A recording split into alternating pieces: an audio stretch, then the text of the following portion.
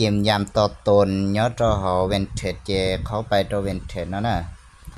เขาไปเขาไปเลยเนาะเจนี่อยู่ต่อนับโปรไฟล์ลอยอย่างนี้เนาะอย่าเขาต่อลิ้นเนาะเลยเจไปต่อรู้ต้อมพงส่วนเนาะนะเจต่อเขาไปเจไปต่อเขาไม่ถึงเนาะไปเนี่ยเจอยู่ต่อไปขั้นตอนตัวก็ยืมยันตัวตนเจการยืนยันตัวตนเดี๋ยวเนาะมันนี่อีอย่างที่ว่าสำคัญแห่งนั้นอย่าลืมเดี๋ยวเราไปหมู่ข้อที่วันเดียวเขาไปต่อเขาไปนะเจนี่ต่อลอลินเนาะเขาโชว์ต่อนะเจยาลุ่มเบนะอย่าเจไปจอไปลุ่มเบจอหอกการนะเจยานาสกุลดิชิลุ่มเบเนาะมายาเตียนะเจสาตอภาษาอังกฤษนี่ยาขอสะดวกดิชิจิมเป้าภาษาอังกฤษเราตอมเบมรอเรายังไล่อย่างก็นะเจยาลินเดอเขาไปจอสัมเบลเลยนะเจกาที่เป้นะเจแล้วก็เป็นเลือกเชฟไปยาจินนั่งเราป้อนเนี่ยนะอย่าเจกูยาจินนั่งเจกูยเลือกจินนั่งนะเจการที่เปล่านะนี่ยาวันเดือนปีเกิดเลยอยู่นะอย่าเจหลังจากตัววันเดือนปีเกิดตาเลยนะเจไปหลอดต่อขอส่งไปได้หอกาเกินก่อนนะเลยสิอ่ะหลังจากไปหลอดต่อขอนะส่งไปเจนี่อยู่ต่อคอรออะไรเนาะนะเจไปหลอดต่อขอได้ของนั่นจีไปนะอย่าเจต่อขอนะตาเจไปหลอดต่อขอนะขอ USD เนาะนะหลังจากไปต่อเขาไปเลยนะเจไปหลอดต่อขอส่งไปได้หอกาเกินก่อนนะเลยสิอ่ะหลังจากไปต่อขอนอไปเลยหลังจากนอเจไปอยู่ต่อตัวบัญชีเทศยุ่นจัวอย่าเล่นแต่น้อยอ่ะหลังจากไปต่อตัวบัญชีเทศนอเจไปสามารถต่อเกี่ยวของยุ่นจัวนอเข้าไปเลยเจขั้นตอนที่สำเร็จลินอเลยสิอ่ะเท่านี้แต่ตัวใหม่ถึงยุ่นจัวลินอท่อนเดี๋ยวเลยเราไปหมู่เยี่ยมยันเนี่ยตัวขั้นที่นะอ่ะขั้นที่นะเจไปต่อเข้าไปนะถ้าไปต่อเข้าไปเลยนะเจไปรอต่อเนี่ยตัวกาสุดต่อนะเนี่ยเจต่อกาสุดต่อนะเจไปรอต่อเขาดูเขากาดำเนินต่อนะเข้าไปเลยสิตอนนี้แต่ละลิ้นนั่นแหละน่าจะไปต่อขั้นตอนที่นั่นเนี่ยเดี๋ยวนั่นเหลือก็ไปจอยลุ้มเบทั่วไปนะจะไปจอยลิจาละไรเนี่ยจะไปจอยเกียตุนเดอซื้อละไร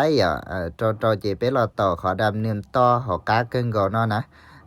ต่อเขาไปเจอยู่เมื่อทานไปยิมยำพาสปอร์โลเมื่อคาคิโลมาประจันตัวโลนะเจเป้เนี่ยยิมยันได้ชีเจเป้ยิมยันคนเดียวตัวซื้อ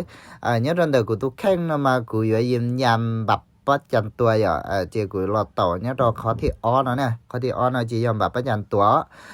เจไปต่อเขาไปเลยนะเจไปรอต่อตัวลูกศรนะยิ้มว่าทานไทยเราเดียทานไทยตัวด้วนมาลิจอยเดียไปไทยเจไปต่อลูกของไทยไปไทยเลยนอซื้อนะ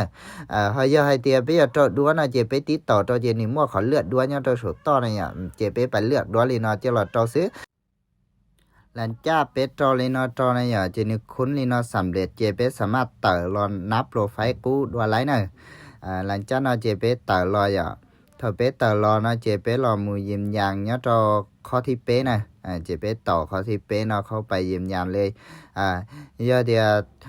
ผ่านนะเจนี่ยังต่อตัวใหม่ถึงยุ่งจ้วเนี่ยตอนนั้นที่ชิมาเปต่อไปยิมยางข้อที่เปตาจะกุมาทิ้งใบเนี่ยหลังนะเจเปตากาลอต่อการสดต่อด้วยเล็กกูซิถ้าเปต่อเจเปต่อเข้าไปนะเจนี่ต่อลีนอเจเปรอต่อขอดำเนินต่อเนี่ยตัวหอกาเกินกอขอดูของนั้นนะถ้าเปต่อเข้าไปเลยนะเจเปไปอารมณ์ได้ด้วยเราเจไปไทยได้ที่ว่าไปยังเมื่อเจอยิมยันคันที่เป้นะเจบัญชีธนาคารเบี้ยยินที่อยู่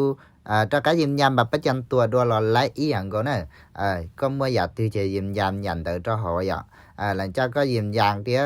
ก็มั่วเนี่ยจะขอตื้อนะเจก็ไทยหรอไล่ก็ไทยตัวด้วยตรงเลยก็มาเลยไปเลือกจะหอหรอไล่อย่างก็เนี่ยสิเลียเดียวก็จะเลยไทยหรอกูอีเขาโอเคขึ้นก็เลยเธอก็ไทยตัวเลยนอเลยเจก็ต่อขอนึกคุ้นเลยนอตอนนึกคุ้นเลยนอสำเร็จเลยเจก็ต่อรอต่อนับโปรไฟล์เลยสินะต่อรอต่อขอกู้นะเนี่ย